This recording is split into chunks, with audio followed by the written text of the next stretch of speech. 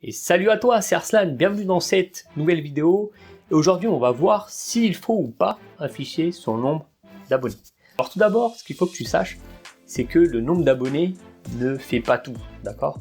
Et surtout si tu es comme moi, tu es dans une niche spécifique.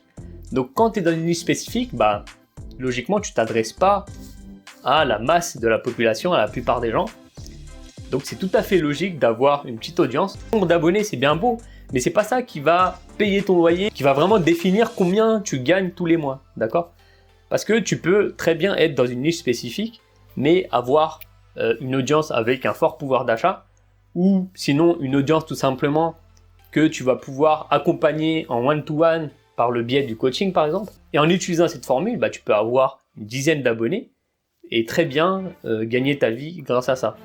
Alors que, à l'inverse, avoir des centaines de milliers d'abonnés, mais derrière, ta seule façon de pouvoir gagner de l'argent, c'est de monétiser via YouTube le programme partenaire, où on gagne uniquement 1 euro pour 1000 vues, donc c'est que dalle.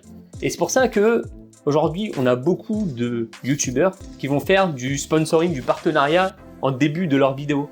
Donc ils vont te faire de la pub pour NordVPN, notamment ça, c'est quelque chose que je vois beaucoup en ce moment.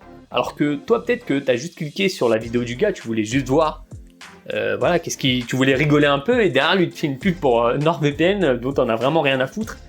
T'as aussi les jeux Android à la con, enfin tu vois. Et ça, c'est un peu le piège aussi, c'est que quand tu es un youtubeur divertissement, comme tu t'adresses à la masse, ta seule façon, c'est de monétiser via la publicité et via des placements de produits. Et parfois, les intérêts que toi t'as, ils divergent complètement avec les intérêts de ton audience.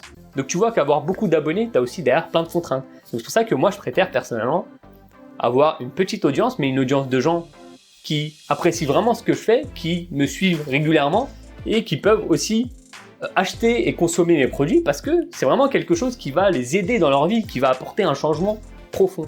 Et nous, c'est ce qu'il faut qu'on vive, donc c'est pour ça qu'on n'a pas besoin de beaucoup d'abonnés. Maintenant, il y a quand même quelque chose avec le nombre d'abonnés, c'est le phénomène de preuve sociale, ou ce qu'on pourrait appeler finalement le moutonisme.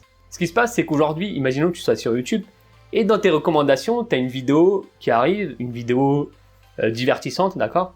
Donc tu vas la voir, tu te marres, c'est drôle, la vidéo est cool. Ensuite, tu regardes le nombre d'abonnés du gars, tu vois qu'il a vraiment beaucoup d'abonnés, il a des centaines de milliers d'abonnés.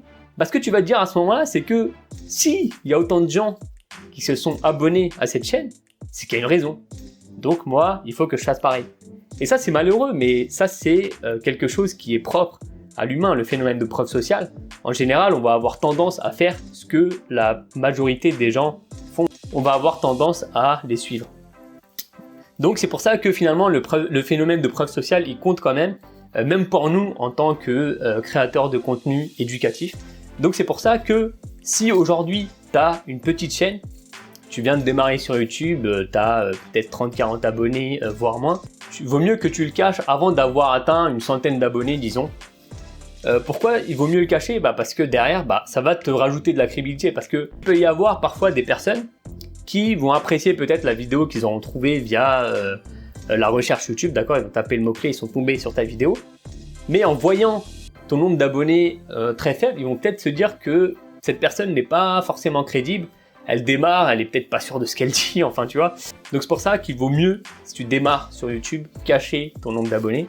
Il vaut mieux le cacher, attendre d'avoir une audience relativement importante, je pense plusieurs centaines d'abonnés, et à ce moment-là, tu pourras l'afficher.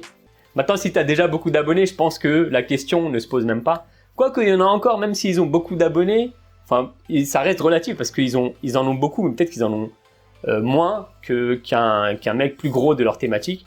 Et donc là, ils vont vouloir la jouer à celui qui a la plus grosse et ne pas afficher son nombre d'abonnés. Donc c'est vrai qu'il y a aussi ça qui se passe sur YouTube que j'ai remarqué avec des créateurs qui sont quand même connus dans le milieu, qui ont quand même publié pas mal de contenu, mais qui veulent pas forcément montrer le nombre d'abonnés.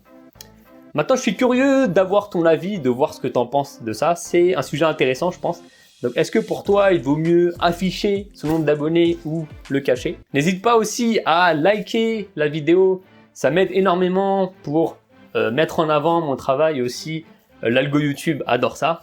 Et n'oublie pas aussi de télécharger ton guide gratuit, ta checklist du youtubeur intelligent. Et donc on se retrouve donc demain pour la prochaine vidéo. D'ici là, plein de réussite dans tes projets. C'était Arslan. Ciao.